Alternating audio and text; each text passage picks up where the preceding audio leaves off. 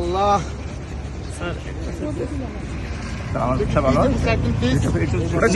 অনেক লেখা আছে। হ্যাঁ, আজকে আমার সাথে আপনি নাও থাকতে পারেন, আপনিও নাও থাকতে পারেন।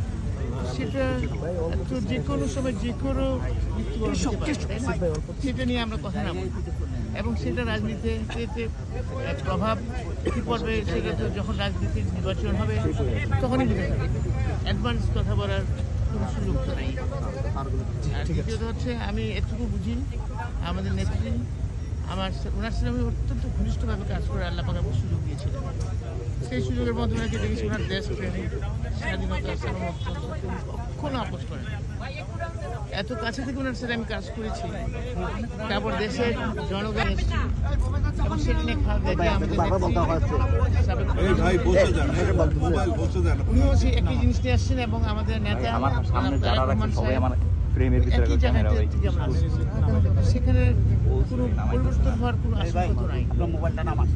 আমাদের মুখ্য লক্ষ্য হচ্ছে, আমার নেতা বর্ষের প্ল্যান আছে, প্ল্যানের মধ্যে দুটো অংশ দেশের মধ্যে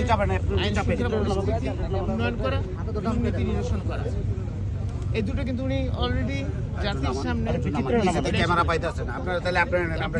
বুঝতে পারেন। উনার কথাবার্তা, উনার কনফিডেন্সটাকে, লেভেলটাকে আপনি বুঝতে পারেন। ইনশাল্লাহ দোয়া করবেন, আপনার কাজ কি? ইনশাল্লাহ তারা আমরা সেটা অ্যাচিভ করবো। ধন্যবাদ।